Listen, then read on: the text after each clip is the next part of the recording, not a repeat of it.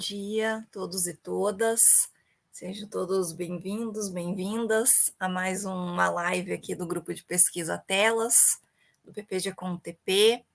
Estamos aqui hoje com a professora Sandra, que lidera o grupo juntamente comigo, com a Gabriela, nossa convidada.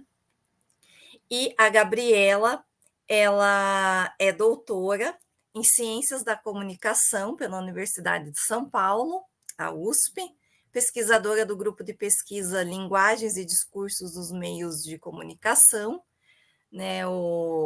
Gélides é nosso parceiro aqui, mas eu sempre fico na dúvida da pronúncia. Gabriela vai poder. Gélides. Liderado pela professora Maria Cristina Mungioli, né, também nossa parceira aqui, junto com Telas, de alguns anos, né, no PPG com o TP, trabalha junto com a gente também, em parceria, em projetos. E a Gabriela é mestra em comunicação, com graduação em comunicação social, com habilitação em jornalismo pela Universidade Federal de Pernambuco. Então, a fala hoje da Gabriela vai partir da sua tese de doutorado, A Escola em Segunda Chamada, Narrativas e Produção de Sentido sobre a Educação Pública. A Gabriela disponibilizou a tese dela para o nosso grupo de pesquisa, então já agradecendo. Acredito também que ela esteja já online, ou vai estar online, né, no banco ali de teses da USP. Então, né, depois, quem tiver interesse, né, que não é do grupo de pesquisa, não recebeu a tese, pode procurar também, acho que a tese, que ou já está disponível, ou logo estará.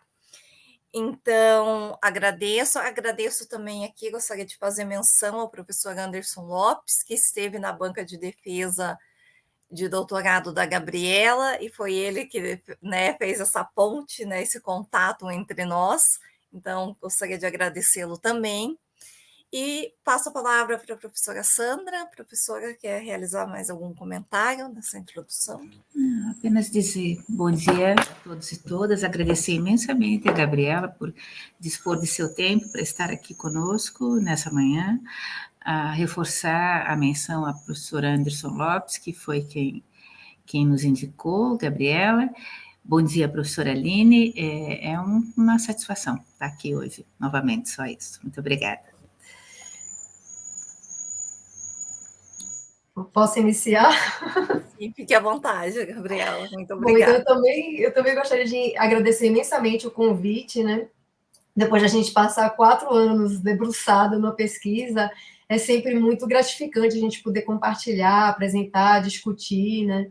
É muito gostoso, assim, poder interagir com outros pesquisadores, com outras pessoas da área, ou que não sejam da área, mas que estejam interessados em discutir o tema, enfim.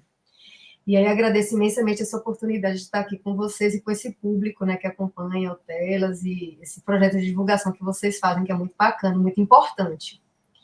Bom, antes de falar da minha tese, eu queria falar um pouquinho da minha trajetória, porque ela explica um pouco a escolha do tema e do objeto.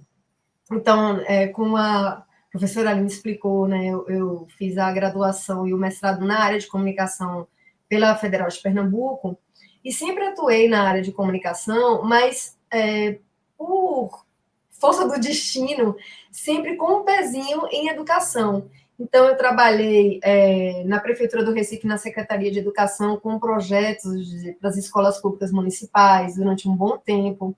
Foi uma experiência bem interessante. Depois, eu trabalhei na Universidade Federal de Pernambuco com os cursos de educação à distância.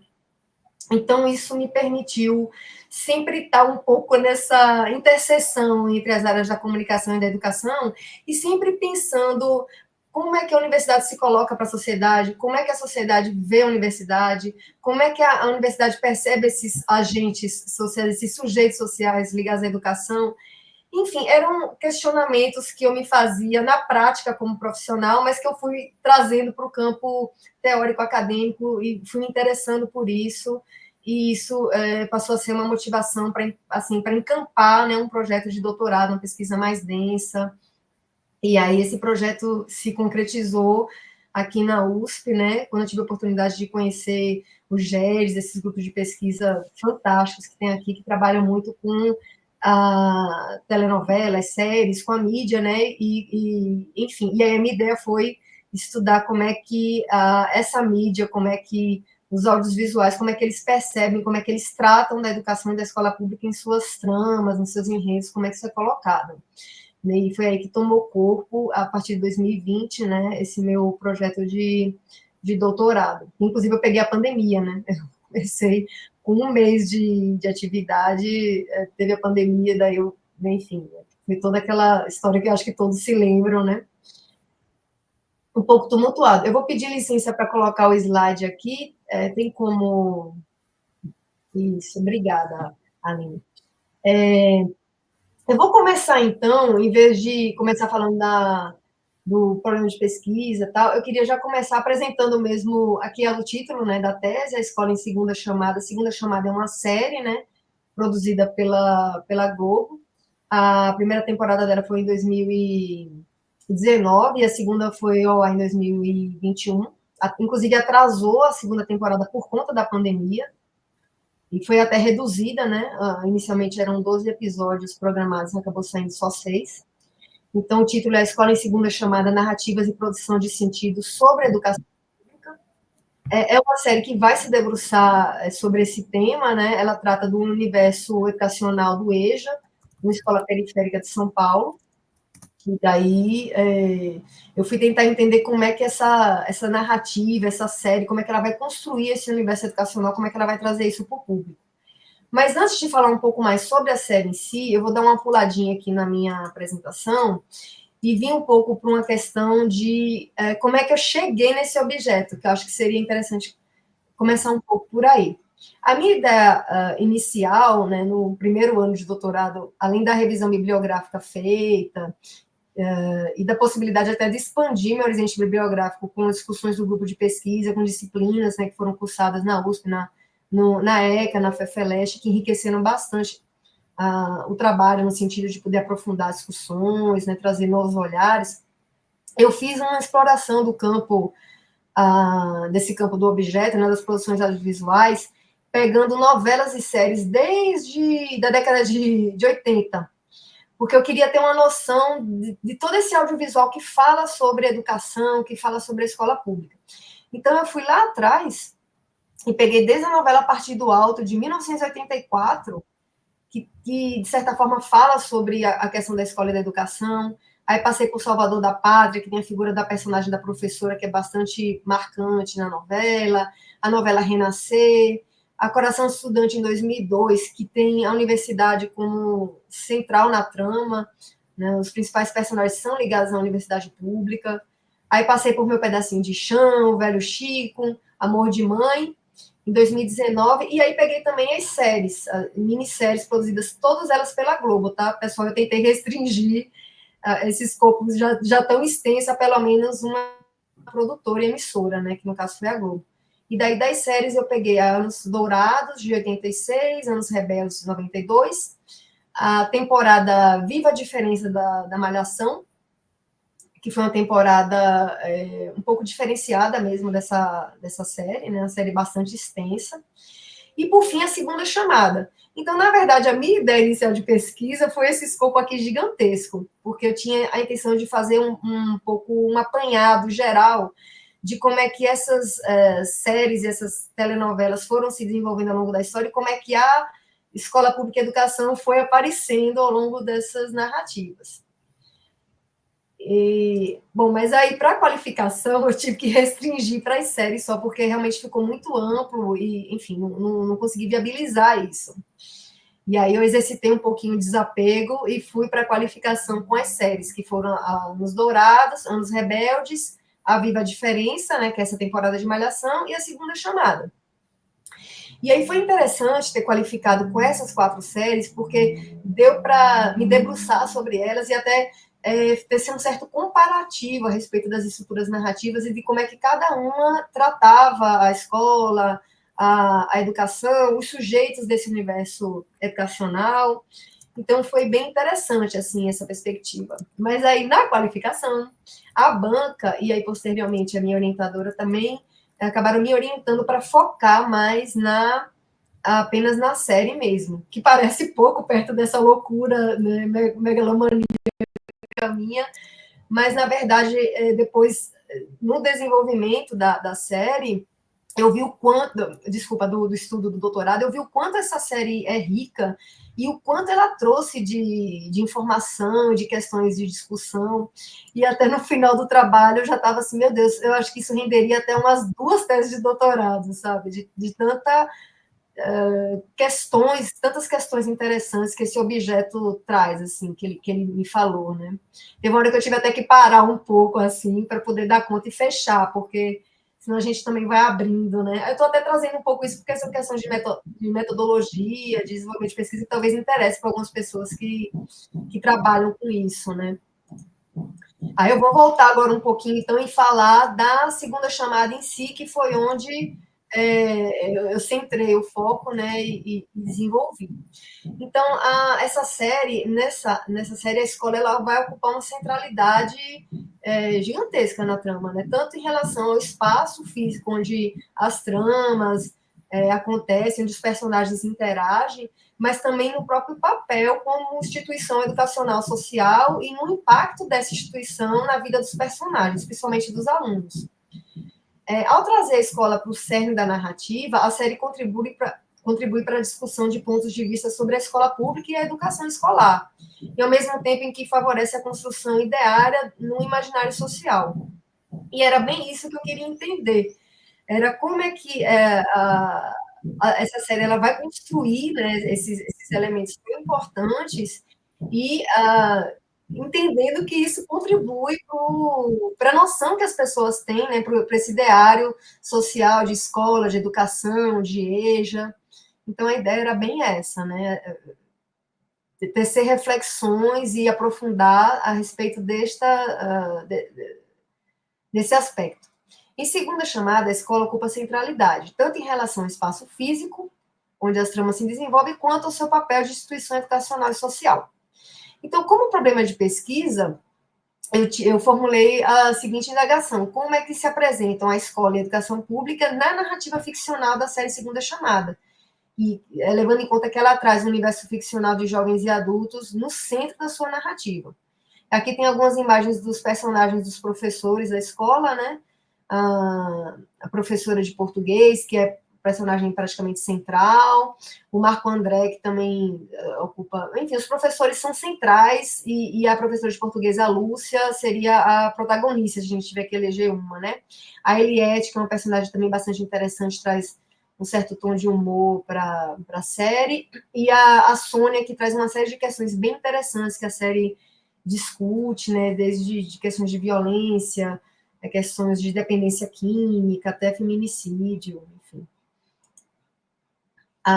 E aí, como hipótese de pesquisa, eu parti do pressuposto de que os audiovisuais ficcionais, eles constroem um modelo de escola ou de educação escolar em suas narrativas que funciona mais como um suporte ou uma propulsão das suas tramas em consonância com os moldes estabelecidos pelos seus enredos, do que ela realmente prima por um debate ou por um questionamento da escola ou da educação em si. Então, nesse sentido, a escola pública e a educação, elas não seriam realmente colocadas em pauta enquanto objeto de discussão, embora elas estejam presentes na trama, elas funcionariam mais como um suporte para o desenvolvimento da trama desses audiovisuais. Quando eu elaborei essa hipótese, eu já tinha tido a oportunidade de fazer pré-análise em várias séries e novelas, né? Então, eu já tinha um apanhado geral, assim, de como é que as narrativas se estruturavam. E aí, algumas perguntas que movem o trabalho: como é que essa narrativa seriada se estrutura em torno do tema educação, quais recursos utiliza, que lugares a educação e a escola ocupam na narrativa, quais sujeitos sociais se fazem presentes e quais são invisibilizados.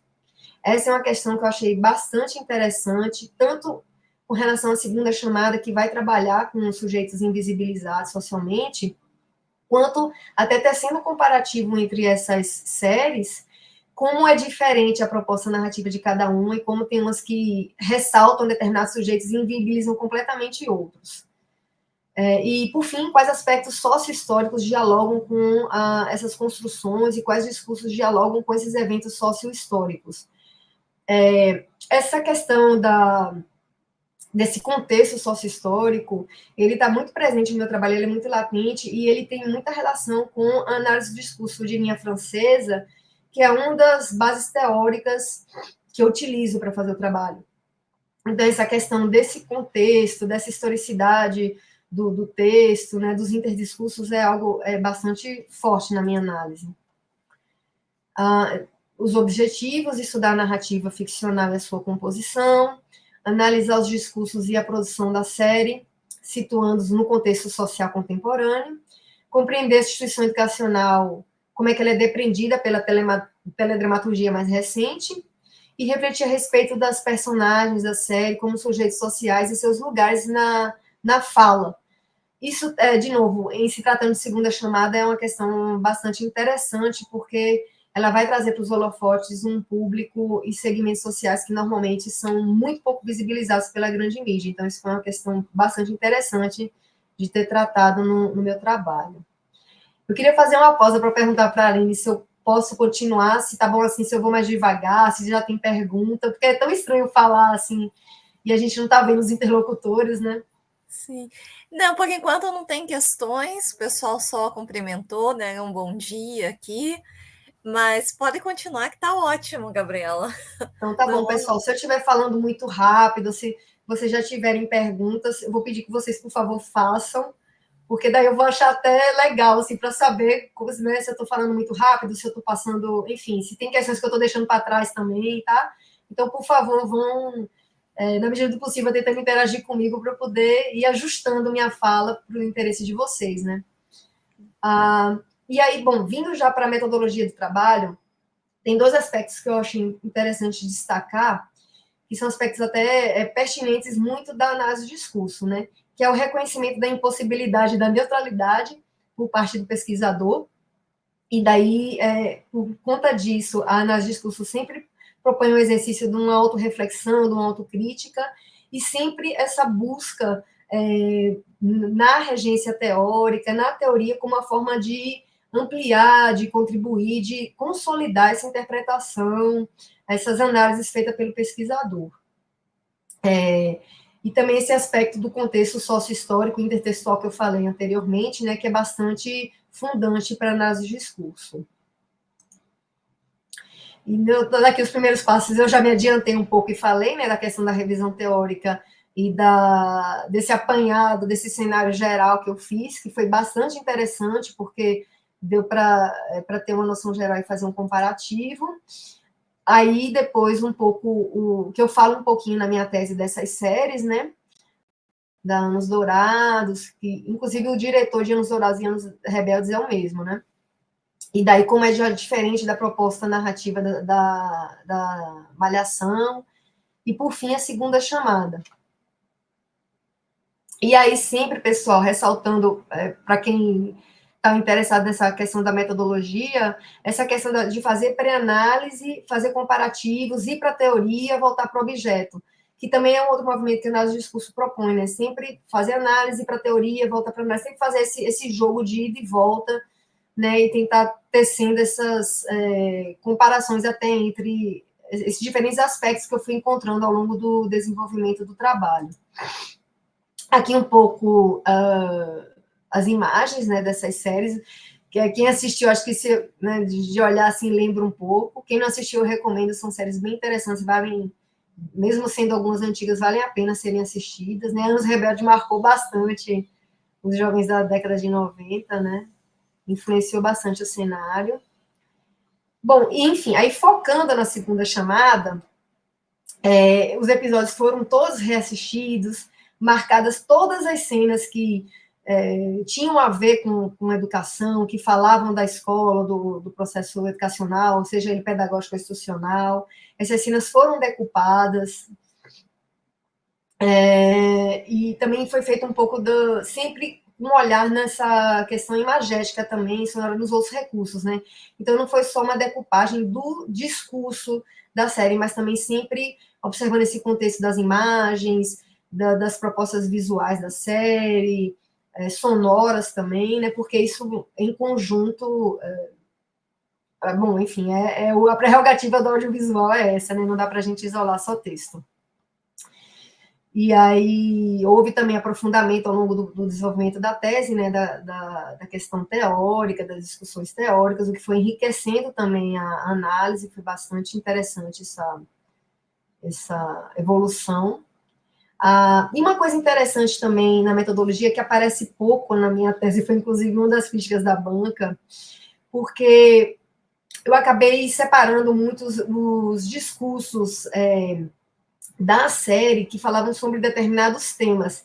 Então, eu vi que alguns temas eram bastante recorrentes dentro da narrativa da série e tentei juntar esses discursos comuns a esses temas comuns. Isso gerou, assim, tabelas gigantescas, né? Foi, assim, bastante material, um volume considerável de material, mas, assim, foi muito interessante porque deu para compreender como é que esses discursos iam sendo desenvolvidos pela narrativa da série, né? Onde é que eles chegavam, que recursos eles utilizavam. Então, foi um aspecto metodológico que eu acabei explorando pouco na tese final, mas que foi, assim, fundamental para o desenvolvimento de uma análise mais aprofundada mesmo, né? Aí, aqui alguma coisa de referência teórica.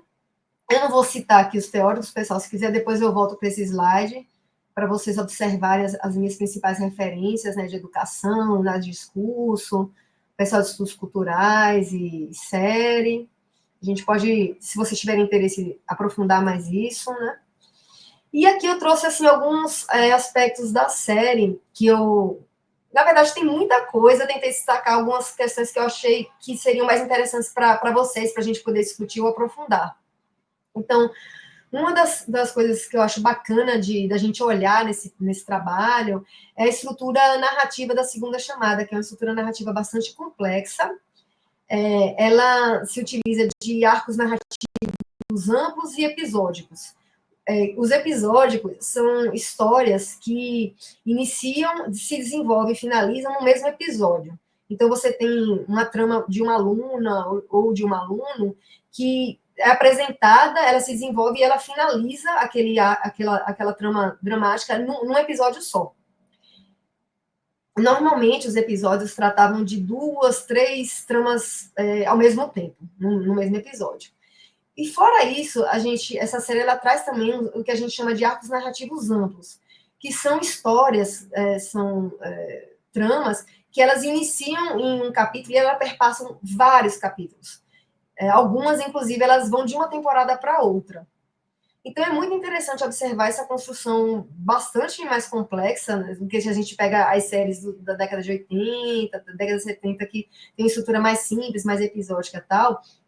Essa aqui, ela vai trazer essa complexidade, né? E é interessante porque são narrativas que elas se entrelaçam, então, muitas vezes, um arco desse mais amplo, por exemplo, a história da professora Lúcia com relação ao processo do filho dela, que falece, e ela tem várias questões mal resolvidas, né, que ela tem que dar conta. Esse é praticamente o arco narrativo principal, e ele vai desde o primeiro episódio até o último, até o 11º da primeira temporada. Então, e ele está sempre sendo retomado. Todo episódio a gente tem cenas de flashbacks, que eu até coloquei aqui, não sei se vocês observam que está mais esfumaçado, meio esbranquiçada a imagem, porque são cenas de flashback, e a série se utilizou dessa estratégia visual para deixar mais claro para o espectador que, na verdade, não são acontecimentos, digamos assim, cotidianos que ela está narrando, são ou lembranças, ou uma narrativa pregressa que tá lembrando determinados fatos. E ela vai utilizar esse tom mais esfumaçado, um movimento de câmera mais lento, às vezes uma música de fundo com outro tom, para poder trazer esses flashbacks aí para a história, de uma forma que o telespectador consiga compreender e acompanhar. Então, esses arcos narrativos, essas diferentes tramas, elas se entrelaçam, elas estão imbricadas como eu estava dizendo, essa trama da Lúcia, ela dialoga com várias outras tramas pontuais de cientes ou de outros professores. As histórias também são cumulativas, ou seja, o que acontece no episódio 3, por exemplo, vai determinar mudanças que no episódio 4 você já observa. A história ela vai acumulando um passado, ela vai se desenvolvendo. É diferente da proposta de algumas séries em que termina um capítulo, o capítulo seguinte é completamente independente e zerado, não tem nada a ver, sabe? É como se tudo que aconteceu naquele capítulo anterior é apagado e se começa do zero. Nesse caso da segunda chamada, não, você tem uma estrutura que vai se acumulando e os fatos vão alterando, os personagens vão mudando, vão envelhecendo, vão falecendo, enfim, as coisas vão mudando mesmo. Tem um pouco o recurso do flashback que eu falei, né? Que é explorado de uma forma bem interessante pela série. E um outro aspecto também que eu trouxe, que eu achei bastante interessante do trabalho, que a gente pode discutir mais, é a relação entre realidade e melodrama que a série faz. Essa série ela tem uma proposta de aproximação do real bem latente, tanto do ponto de vista visual da série, quanto da própria estrutura narrativa. Então, do ponto de vista visual, a série ela foi toda filmada em locações reais mesmo. Então, eles pegaram uma escola aqui em São Paulo, no Jockey Club, aqui na região oeste de São Paulo. Era uma escola que estava desativada há uns 15 anos, 10 anos. Eles deram, assim, alguns ajustes só e fizeram toda a filmagem da escola nessa escola mesmo. Só que, lógico, que mudou de nome. O nome da escola real é Jockey Club de São Paulo, e na série a escola é Maria Carolina de Jesus. E aí as cenas de sala de aula, da direção do pátio, foram todas feitas nessa escola real. Então tem muita cena de ônibus, de comunidade, de rua. Praticamente a série não utiliza cena de estúdio, não utiliza cenas que são artificialmente criadas, cenários que são artificialmente criados, digamos assim. E a gente entende que tem uma busca aí, né, por essa conotação dessa realidade, de uma questão mais crua mesmo, né? Que dialoga com a proposta narrativa da série, que é trazer problemáticas de uma realidade mais dura, pouco visibilizada, né, que são os estudantes da educação de jovens e adultos, né, que são pessoas que largaram a escola por N motivos. A série, inclusive, discute um pouquinho isso.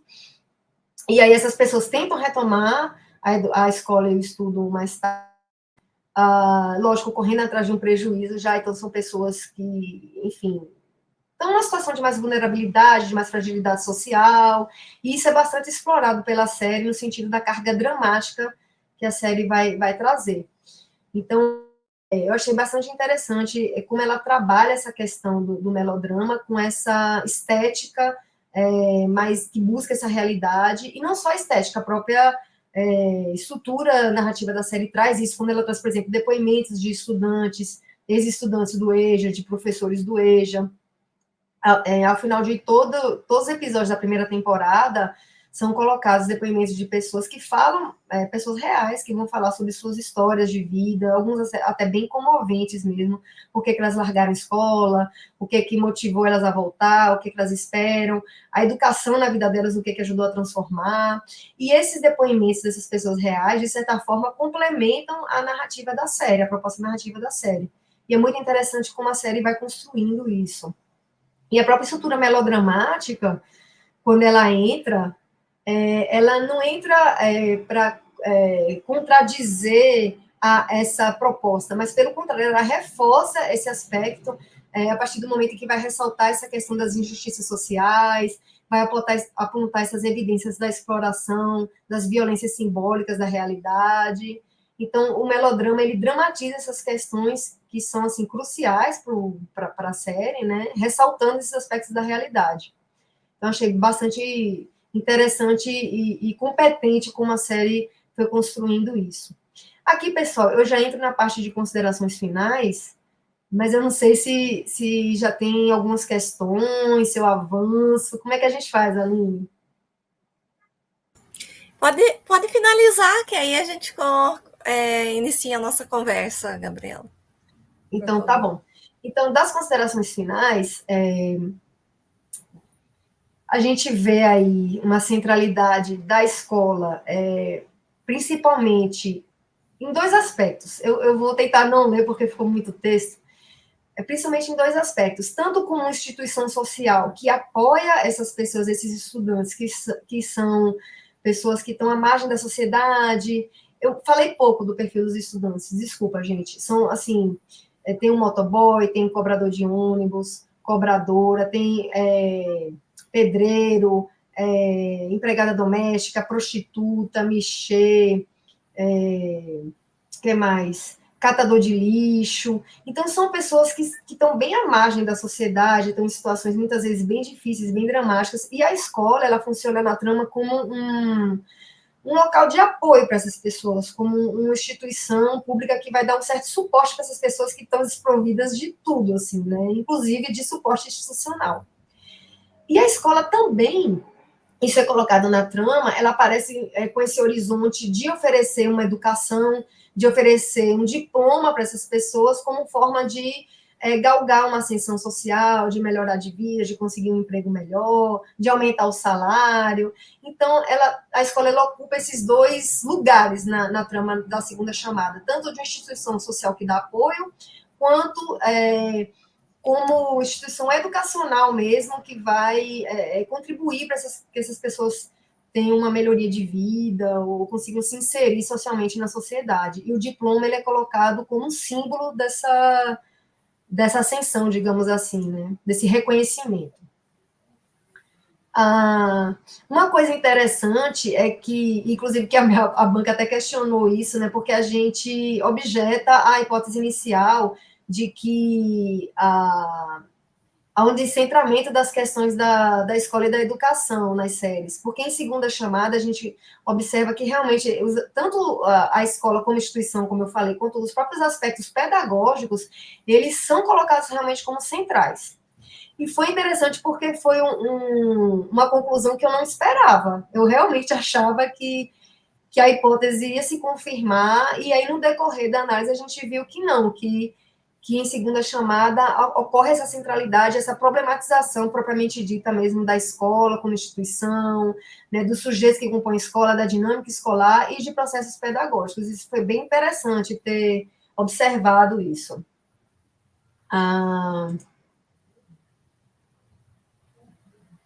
Bem, e aí para finalizar, tem um aspecto interessante também, porque ao mesmo tempo que a série ela se propõe a fazer um certo tom de denúncia, né, de questões sociais, de uma realidade difícil, muitas vezes dramáticas que essas pessoas fazem, e ela traz um pouco isso para a visibilidade, que estão à margem do sistema para a visibilidade. Isso é um aspecto interessantíssimo da série.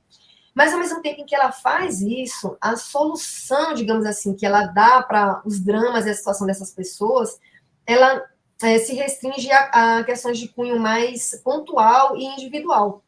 Então, ao mesmo tempo que ela faz isso, ela não problematiza formas de se relacionar com isso de uma maneira social mais crítica, uma maneira de uma mudança mais estrutural na sociedade, mas ela vai buscar soluções mais individuais para os problemas colocados.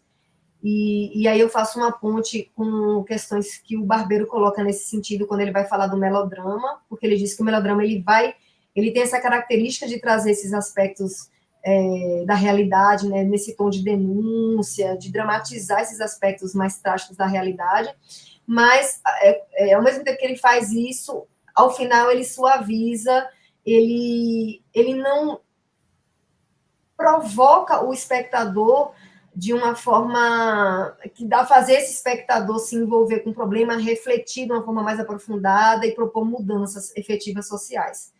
E aí o Barbeiro fala para a gente cruzar um pouco com as próprias colocações de Paulo Freire, quando ele vai falar, né, da pedagogia do oprimido, das questões dessa escola mais crítica que o Freire coloca, que ela vai buscar realmente mudanças efetivas, vai buscar mudanças estruturais mesmo, e que a série não trata, mesmo fazendo referência a Paulo Freire.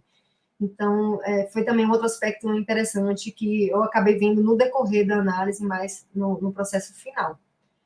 Aí é isso, pessoal, assim, é um tema bastante interessante, eu acho que a tese, o objeto traz muitas questões para discussão, mas acho que eu já falei demais, a gente podia realmente abrir para debate, para considerações. E aqui o finalzinho eu coloco também meu e-mail. Eu sou também do grupo de pesquisa do GEDES, como a Aline falou, né? Fui bolsista CAPES. Enfim, é isso. Eu me coloco à disposição de vocês agora para a gente, enfim, discutir eventuais questões. Excelente, Gabriela. Maravilhosa tua pesquisa, parabéns. Então, fiquem à vontade, né, o nosso público, para realizar comentários aqui. E eu gostaria de começar perguntando algo que a gente pensa muito no nosso grupo de pesquisa, é como que a obra ela dialoga com a própria sociedade, né? O teu trabalho traz isso.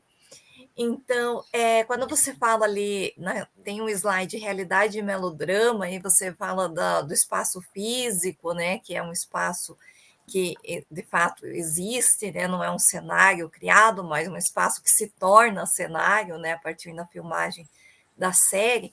Gostaria que você comentasse um pouquinho também do contexto político, né, social, político, econômico, que se encontrava o país quando essa série foi produzida e depois lançada, né? Se você fez essa relação com o contexto que o Brasil vivia, com o contexto ali de produção da série. Adorei a pergunta, Aline. E foi até interessante, porque eu falei bastante dessa coisa do contexto, né? Mas, ao mesmo tempo, eu não falei na minha fala. Mas é algo que eu discuto, sim, na tese, né? É uma questão bastante importante. E foi ótimo você ter feito a pergunta, que eu vou ter a oportunidade de aprofundar um pouquinho aqui. Sim, a série, inclusive, ela é uma série que ela dialoga bastante, né, com o contexto histórico dela.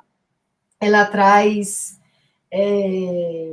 até questões de como é que as roteiristas pensaram algumas cenas de jornais, de notícias de jornais, de coisas que estavam sendo publicadas pela imprensa. Então, no terceiro episódio da primeira temporada, tem, na verdade, não é nenhuma cena, é o episódio todo, tá chovendo muito e a escola tá debaixo d'água. Então começa a chover muito, cai uma tempestade na cidade e começa a cair goteira na sala de aula, com as coisas começam a alagar. E tem uma cena que os personagens estão assistindo aula com guarda-chuva, dentro da sala de aula, com capa de chuva, com guarda-chuva, né? E essa cena, a própria roteirista, ela falou, né, tem algumas matérias, eu trago isso, que ela se inspirou em matéria de jornal que ela viu mesmo de uma escola, que eu não vou lembrar agora qual era, que mostrou essa foto mesmo dos alunos assistindo a aula dentro da sala de aula com guarda-chuva, com capa, e aí ela quis trazer isso e colocou isso na construção da série. Então, desde inspirações desse tipo, até alguns temas que, à época, vinham sendo discutidos já, e a série acaba abordando isso, né, ao longo das tramas que ela se propõe a desenvolver, como, por exemplo, tem muita questão envolvendo preconceito.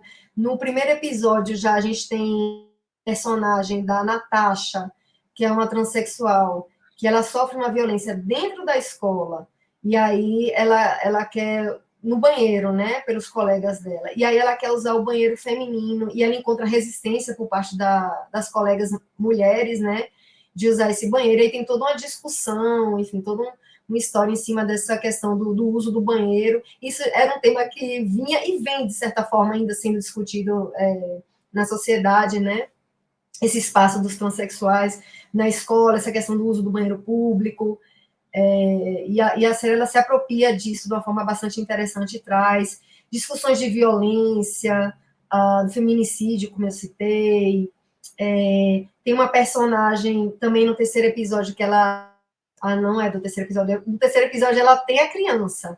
Salvo engano, acho que no sexto episódio, ela leva essa filhinha que ela teve para a escola, ela tem que fazer prova e ela leva bebê. E aí ela tem dificuldade de amamentar a criança, né? Porque os amigos, os colegas ficam, enfim, fazendo um certo bullying, e o marido dela se irrita, tal.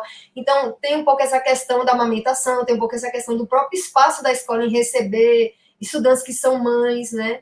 Que é uma discussão, eu que fui da USP, fazia parte do grupo de mães pesquisadoras, é uma discussão bastante recorrente, essa questão da creche, né, das universidades, desse apoio, o banheiro que você tem um trocador para criança, então toda uma estrutura que as universidades e as escolas podem oferecer ou não, né, para as estudantes que são mães. Enfim, a série traz uma infinidade de questões que estavam sendo muito discutidas à época e, de certa forma, ainda continuam. Tem um episódio bem interessante na segunda temporada, só para fechar os meus exemplos, da personagem Evelyn, que é uma pessoa que está em situação de rua, e ela vai estudar na escola, ela é convidada para ir para a escola. E aí tem um episódio, não sei se é o terceiro, agora eu não lembro exatamente, que ela passa por situação de constrangimento por não ter um absorvente, né? E na época estava sendo bastante discutido essa questão inclusive o presidente tinha vetado um projeto de lei, agora eu não lembro de detalhe, mas estava tendo justamente essa discussão da pobreza menstrual. E aí a série trouxe isso de uma forma bem interessante, né? Sensibilizando. Então, assim, é muito interessante esse diálogo intenso e muito atual das discussões, principalmente de grupos minoritários, que a série conseguiu absorver e trabalhar e colocar. Eu queria... Bom, tem alguém perguntando e eu tentei responder, mas não consegui. Aliás, eu fui tentar ainda cair do estúdio. Se eu sou parente de Bob Fischer? Não, não sou, não. Bom, eu queria lhe perguntar se... Tem um comentário aqui no chat que diz assim: a educação pública em nível fundamental e médio é péssima e horrorosa. Há muita... há uma considerável parcela da população que tem acesso à escola pública e que não tem acesso à escola pública, que tem conhecimento e que não tem, que tem essa visão, né, generalizada de que a escola pública como um todo ela seria bastante deficitária, bastante carente, bastante frágil, né? Eu queria saber, e eu acho que isso é bastante, a gente tem que relativizar, né? A escola particular também tem muito problema, e a gente sabe que se a escola pública tem rarefações, tem problemas graves, também há experiências muito boas, né? E há núcleos de excelência na escola pública também, tanto no nível fundamental, quanto no médio, quanto no superior. Eu gostaria de saber, Gabriela, se na sua opinião estava pensando na sua tese, a série teria potencial para colocar em discussão mesmo essa visão, né, da escola pública e deixá-la mais, se não relativizada, deixá-la mais próxima do que seria mesmo a realidade. O que você acha disso, por favor? Agradeço a pergunta, também bastante interessante, e eu me debrucei sobre essa questão também, assim, me debati um bocado sobre essa questão. A série, ela vai tratar dessa escola, né, da Maria Carolina de Jesus, que é a escola ficcional que aparece, sempre como uma escola muito precarizada. Então, falta tudo na escola, as cenas que aparecem nas merendeiras, recorrente, assim, não tem café hoje, aproveita enquanto tempo que está acabando, a despensa está vazia. Então, são sempre falas nesse sentido, assim, né, que falta isso, falta aquilo, vai acabar, está carente. A estrutura visual da escola mesmo, né? A gente vê que é uma escola, eu mostrei algumas imagens no slide, né, com vidro partido, parede pichada, né? Tem uma cena até no primeiro episódio que a professora Lúcia está apresentando a escola o professor de arte que está chegando e está tendo um curto-circuito, ou está piscando lá o corredor, um negócio super mal iluminado, um corredor feio, escuro e tal. E ele, mas, poxa, tá dando esse curto-circuito e vocês não ajeitaram ainda, ninguém consertou. Aí lá, ai, Paulo André, isso aqui vai ser o menor dos seus problemas. Então, realmente a série, ela pinta muito a escola pública dentro dessa precariedade.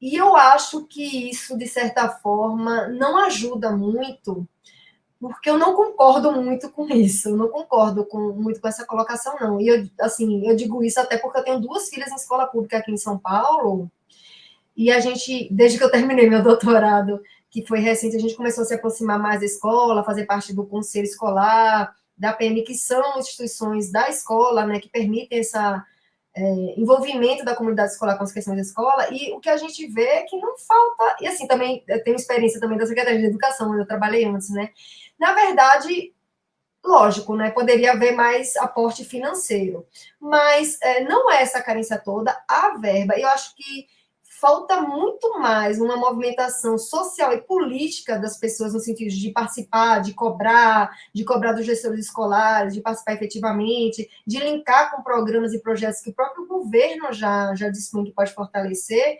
Falta muito mais isso do que verba em si. Não que não falte verba, tá? Não estou desconsiderando isso. Mas o que eu estou colocando é que eu acho que a série, né, Sandra, ela carrega muito a tinta nesse aspecto de falta de verba, de estrutura precarizada, física, falta verba de merenda, falta para tudo. Mas na prática eu discordo. Eu acho que não é isso que acontece. Eu acho que as escolas recebem uma certa quantia de dinheiro que dá para oferecer. É o contrário, quando a gente vê uma escola pública que se destaca, a gente leva um susto, né? A gente vê uma escola pública que funciona direitinho, que é tudo limpinho, a gente, nossa, mas é pública. E não é, gente. Na verdade, era para todos funcionarem desse jeito. E eu acho que se a gente fortalece esses mecanismos democráticos, participativos, como o conselho escolar, como a PM, o envolvimento da comunidade, dos demais sujeitos sociais, que é uma coisa que a série não vai se debruçar, a gente consegue resultados muito mais eficientes e melhores, e que eu acho que conseguem, eu não vou dizer superar totalmente a precariedade de verba, mas com certeza é outra escola. E eu acho que realmente nesse ponto a série não vai se debruçar sobre isso. É uma das críticas, inclusive, que eu faço ao final, né? Eu fiquei pensando, porque do que eu sei da série, eu concordo com você, é isso mesmo que acontece. Talvez o que falte bastante é que nem quando a gente pensa assim, por exemplo, se mais pessoas dessa dita, né, da dita classe média e classe média alta, né, das ditas estratificações, se conscientizassem da importância do uso, por exemplo, do transporte público, o transporte público tenderia a melhorar, porque a exigência seria mais premente e mais contundente, né? E me parece que com a escola pública é a mesma coisa, né? Quanto mais as pessoas pertencentes a essas ditas estratificações sociais usassem mesmo a estrutura da escola pública e incorporassem-na como um patrimônio deles também, da gente, nosso público, né? E a gente tem responsabilidade, então, da pichação, do vidro quebrado e tudo. Talvez isso tudo contribuísse para não só uma melhoria da infraestrutura, como para a compreensão mesmo do grau de politização que a escola pública tende a trazer, né? Porque se você for olhar bem, talvez, assim, é uma visão bem impressionista essa que eu estou dizendo, mas me parece que a escola pública, ela tem um papel muito importante e ela atua mesmo no sentido de politização do usuário, do aluno, dos pais de alunos, muito mais do que o faz geralmente, né? Estamos falando tudo de uma forma bem generalizada, a escola particular, né? Então, é importante mesmo essa participação mesmo mais efetiva de diversos elementos, de diversas estratificações sociais, junto ao desenvolvimento da escola pública mesmo, né? E daí em geral, né? Tanto no nível fundamental, quanto no médio, quanto no superior. Obrigada pela sua resposta. Eu gostaria de pedir para a Gabriela comentar um pouquinho sobre, no final você comenta que apesar da série, né, ter um tom de denúncia, de se apoiar em Paulo Freire, contudo a narrativa ela não caminha para essa proposta, né? Você falou algo assim, né, do Paulo Freire. Eu queria que você comentasse um pouco mais sobre isso, né, que eu achei bem instigante, fiquei pensando nisso. Pensar um pouquinho também, né, sobre educação bancária, sobre a dialogicidade, né, ali, não dessa transferência de conhecimento, mas de transformação, que você comentasse um pouquinho sobre isso dentro da série, e também nos outros objetos que você acabou tirando da série, né, e da série não, da tese, né, final, comentasse um pouquinho também sobre elas, principalmente Anos Rebeldes. Eu fiquei bem interessada em saber assim, a sua análise sobre o Anos Rebeldes também. São duas perguntas fantásticas, Aline, que você fez agora, duas provocações muito boas. Eu vou começar pela última, porque para mim foi muito difícil ter aberto mão, de certa forma, dessas outras séries, sabe? Eu tive muito apego, foi uma dificuldade minha como pesquisadora mesmo, de não, eu vou focar em Segunda Chamada mesmo. No final foi ótimo, porque eu vi que realmente a série ela tem muito a dizer. Eu acho que ela exigiu bastante de mim, assim, e como eu falei, brincando, assim, mas é meio sério, assim, eu acho que eu teria escrito mais umas 2, 3 teses só com Segunda Chamada, de tão rica que ela é, de tanta discussão, tanta coisa importante que ela traz, assim. Mas as séries Anos Dourados, né, e Anos Rebeldes e a temporada Viva a Diferença de Malhação, elas trazem também aspectos interessantíssimos para a discussão. Só falando um pouquinho de Anos Dourados, de 84, é uma série que ela vai se debruçar muito sobre... Ela fala sobre o Rio de Janeiro da década de... ai, meu Deus, eu acho que é década de 50. Enfim, ela vai volta atrás do tempo, né, e fala sobre... E aí ela vai pegar muito esse aspecto, assim, meio moral da sociedade, que era uma sociedade meio hipócrita, né, que tinha todo um moralismo, e ao mesmo tempo que as pessoas não seguiam aquilo, que não, né? E a série ela vai fazer um pouco essa discussão, e eu achei interessante porque a escola é palco, né, de boa parte dos conflitos e das questões, e ela também funciona replicando essas questões morais da sociedade que a série se presta a, de certa forma, criticar.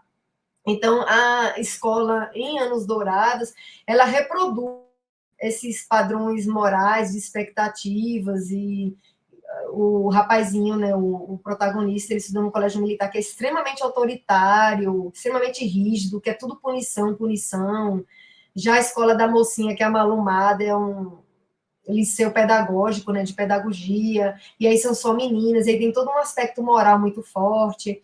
Então a escola ela está muito a serviço desses valores. A personagem que quebra um pouco isso é a personagem da professora, que vai ter uma visão mais crítica, mais não tão de crendice da época, mas assim mais apoiada na ciência. Ela traz um pouco essa coisa da quebra da crendice, né, para uma postura e uma visão apoiada na ciência, na academia, nas coisas.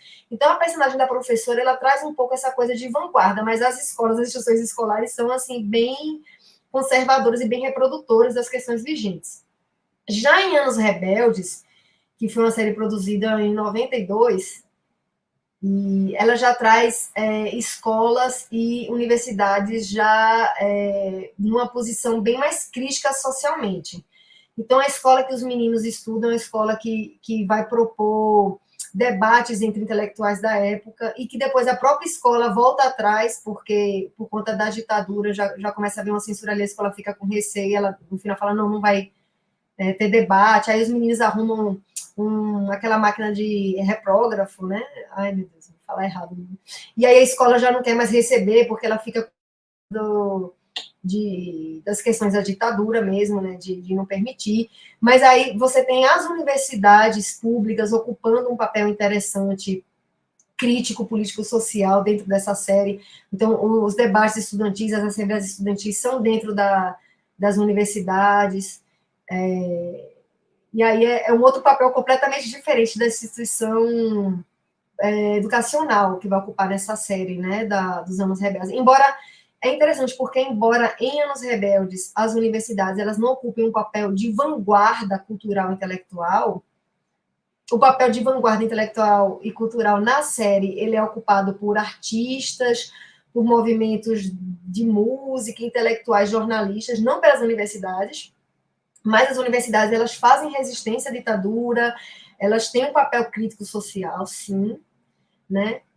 E aí você vem para, já agora em 2016, a temporada da Malhação, né, com as escolas, ela vai tratar de duas escolas, uma particular e uma pública, e aí você já não vê muito esse senso mais crítico, aliás, você não vê nenhum senso crítico, tanto na pública quanto na privada, mas a escola pública, ela mostra um engajamento entre a comunidade escolar e a direção, ela mostra uma relação bem interessante entre a comunidade e a direção, que inclusive é contrastada com a particular, que tem uma postura mais autoritária, mais imperativa em relação aos estudantes.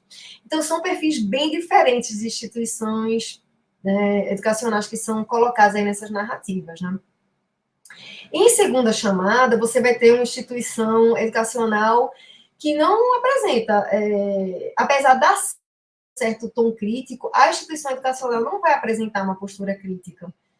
Ela também não reproduz, ou reproduz um pouco com a coisa do banheiro, por exemplo, que fica aquela coisa mal resolvida, depois a Natasha consegue usar o banheiro feminino, mas porque a professora Lúcia faz uma sensibilização com as estudantes, você não tem uma postura institucional da escola em bancar, né, a questão do banheiro. Então, você não tem uma postura crítica da escola, né, em se colocar. Você tem mais iniciativas de professores, de cunho mais individuais, como eu falei. Então, apesar de ter esse tom de denúncia, de ter essa visão crítica, a escola em si, ela reproduz em alguns aspectos, em outros não, mas não tem essa visão mais, né, engajada. E aí, trazendo já para responder essa segunda pergunta, Aline, já emendando, né, com essa questão que você colocou aqui do Freire e tal, o Paulo Freire ele vai falar, né, da escola bancária e da escola dialógica. Então, na escola bancária, ele vai colocando aqui bem na passando, tá, pessoal? Dessa escola que o professor ele é o detentor de conhecimento e ele vai transmitir o conhecimento para o discente e para o educando, que é quase uma tábua rasa mesmo. Então, o professor vai lá e despeja esses conhecimentos, essas informações no educando, e ao educando não cabe muito senso crítico, não cabe muita... Ele simplesmente absorve aquilo ali e vai replicar, tá? Essa seria, colocando de uma forma, né, mais geral, a educação bancária de Freire. E aí ele vai contrapor com a educação dialógica, que é uma educação em que o educando e o educador, eles juntos problematizam o mundo que os rodeia, juntos eles problematizam a própria escola, juntos eles se problematizam e um vai transformando o outro. Então, na educação libertadora, na educação dialógica, o professor não vai chegar para o aluno e despejar os conteúdos, mas ele vai, a partir do universo dele e do aluno, discutir as questões, colocar, construir junto com o aluno. Então, é uma postura completamente diferente. Por isso que ele vai falar da comunicação dialógica, né, da escola dialógica. E é interessante porque a série Segunda Chamada, ela faz algumas referências a Freire, diretamente a Freire. Mas quando você vê justamente essa construção da pedagogia, ela não chega lá. Ela denuncia, ela questiona, de certa forma, de forma crítica, mas na hora de tudo bem, então vamos problematizar essa realidade dos educandos e cadê a transformação conjunta, que é o que Freire propõe. Ela não faz isso, né? Ela vai para uma solução para conclusões mais de cunhos pontuais e individuais. Aí essa foi a conclusão que eu cheguei, e de certa forma é a crítica que eu faço, porque a própria série coloca Freire, mas não fecha, né? Ela não dá continuidade. E aí é um pouco também a observação que a Sandra estava fazendo anterior, que é isso, se a sociedade olha para esses espaços, né, para o transporte público, para a escola, e se envolve, gente, é outra coisa, a gente está acompanhando agora, a gente percebe que as escolas que têm envolvimento da comunidade escolar, participação efetiva dos pais, sabe, cobrando do poder público, trazendo programas e projetos, enriquecendo a escola com atividades, com vidas culturais, com programas, outra coisa. E isso eu acho que, assim, acaba pesando até mais do que os aportes financeiros. Não que os aportes financeiros não tenham importância, mas quando você tem esse olhar social e essa participação efetiva, é outra dinâmica. E acho que a série, ela não chega aí, né? Ela não chega nesse ponto. Sim, é uma tentativa, né? Ainda. E outra questão que eu estava pensando aqui é sobre a representação do professor, né, no audiovisual, na ficção seriada, pensando e na sociedade, né? Nós temos um pensamento na sociedade que a professora ainda a gente tem essa questão que é uma profissão feminina, que é algo vocacional, feito por amor, né?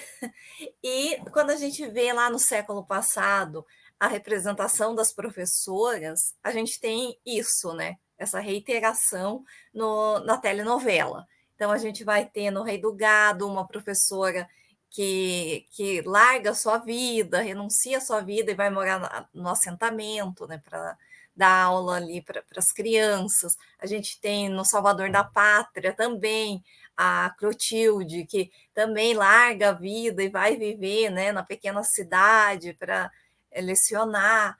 Depois temos Renascer, que também a gente tem uma professora que é rica e larga, né, toda a vida dela, né, de riqueza ali, vai viver também ali no interior da Bahia, e ela é sempre questionada, né? Ah, mas o professor ganha muito pouco, e daí sempre vem aquele discurso de lecionar por amor. E você vê uma mudança nessa representação no audiovisual atualmente, né, olhando para a segunda chamada e para outros, né, objetos, ou você ainda percebe essa reiteração, né, dessa representação do professor, da professora? Adorei a pergunta também, Aline. Obrigada. Olha, eu acho que talvez tenha ficado menos essa coisa mais docinha que você está colocando da professora que larga tudo e vai para o interior e tal. Mas acho que sim, continua tendo uma ideia de idealização desse fazer docente, né? Então, trazendo para o segunda chamada, o professor de segunda chamada, e isso, inclusive, está presente nas falas da Lúcia, né, que é a protagonista, falas tipo, ser professor está na minha alma, eu nasci para ser professora, quando eu ensino eu me sinto viva, que são falas ótimas, mas ao mesmo tempo elas dão a entender um fazer docente que parte dessa questão de um dom que você já nasce predestinada a ser professora, que aquilo ali é a sua vida, mas as coisas não são bem assim, né? Para você ser docente, você tem que ter uma formação, você tem que ter estudo, você tem que É passar como se fosse um sacerdócio, né? Se espera que seja um sacerdócio. você nasce com aquele dom, com aquela predestinação e aquilo, né? E sim, nem sempre é isso, né? Na verdade, é uma escolha de vida, exige uma série de preparações e formações e estudo e muita dedicação para que isso aconteça, né? E tem que ter uma qualidade ali também, né? Porque o professor, inclusive em segunda chamada, ele ocupa esse lugar desse herói, né? Que vai atrás do aluno, vai na casa do aluno, chama o aluno para ir para a escola, né? Tem iniciativas fantásticas, ajuda as questões, mas a gente sabe que na prática o professor ele tem que ter condição de trabalho, ele tem que ter uma institucionalidade por trás dele que dê esse suporte. E eu acho que essa discussão realmente não é feita, eu não vi isso em nenhuma das novelas e das séries estudadas. Talvez um pouquinho disso na novela Coração de Estudante, que vai falar um pouco dessa questão mais institucional da universidade. Mas, no geral, é tudo muito solto e você não tem a instituição escola, né? A instituição Estado, secretaria que está lá, né, dando suporte, dando as condições de trabalho, oferecendo oportunidade de formação, né? Então, tem ainda essa coisa romantizada, apesar desse tom mais realista da série, e eu acho que, para além disso, essa falta dessa institucionalidade, essa falta desse Estado assumindo a responsabilidade pelo processo educacional, enfim, todos os processos que envolvem a escola, porque, como vocês mesmos falaram, principalmente na periferia, a escola ela não é só questão pedagógica, ela é um centro político mesmo, ela é um centro, muitas vezes, cultural, ela ocupa uma centralidade naquela dinâmica, né? E aí é importante que o Estado, enquanto instituição pública, ele cumpra essa função mesmo, né? Então, não é a professora que vai lá, né, dar aula na periferia, porque uma só... É também, até pode ser, né, e vai ser muito bem-vinda. Mas você tem que ter política de Estado, você tem que ter salários bons, você tem que ter condição, tem que ter seguro, enfim, tem que ter uma série de questões que estão para além de indivíduos, né? E acho que isso realmente não é problematizado, assim, não vem sendo. Bom, já estamos aqui, já passamos de 1 hora da live, né? Geralmente o nosso tempo ali, 1 hora e pouquinho. Professora Sandra, quer finalizar, realizar alguma pergunta final aqui para a gente já... Não, professora Aline, obrigada. Eu só queria agradecer essa disponibilidade, mais uma vez, de Gabriela. Foi uma reflexão muito interessante, particularmente do ponto de vista político, né? A gente pensar que o magistério, seja ele em qualquer instância, ele não é apenas uma questão de vocação, ele não é de maneira nenhuma um sacerdócio, salários importam sim, condições de preparo e de qualificação importam sim, e a escola pública é um patrimônio nosso, né, de toda a população. Então, nós somos todos muito responsáveis por ela, né? E não vai aqui nenhum demérito à escola particular, né? A escola particular se faz também necessária e é importante, mas o papel politizador da escola pública é fundamental, né? Então, eu agradeço muito a plateia, a professora Aline, ao professor Anderson, e particularmente a Gabriela, que eu não sei se é professora, mas é a pesquisadora, tá bom? Obrigada. Muito obrigada, Gabriela. E eu acho que é muito interessante a sua pesquisa para a gente pensar, porque pensar o audiovisual como o campo do sintoma na sociedade, né? Então, como que dialoga com a sociedade, como que traz rastros de uma realidade e também causa efeitos nessa realidade, é muito importante, e ver também, historicamente, né, como a representação do professor dentro dessas narrativas ficcionais vão se transformando, mesmo que ainda seja aos poucos, né, poucas mudanças, mas a gente consegue ver, né, que essa representação vai se transformando, e é porque a sociedade também, né, está se transformando. Muito obrigada, Gabriela.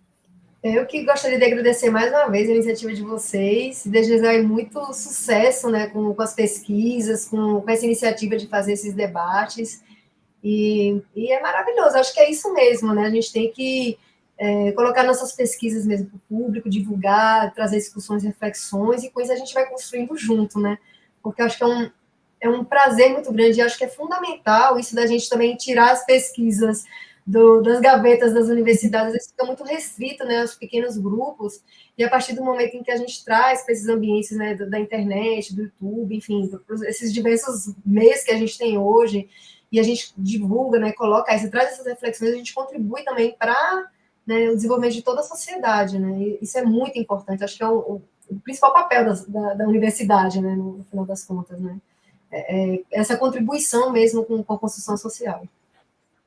Sim, muito obrigada. Então, gente, agradeço. A live fica disponível no YouTube, né, para quem quiser rever ou divulgar para os colegas também. Muito obrigada. Até mais. Um abraço a todos. Tchau, tchau.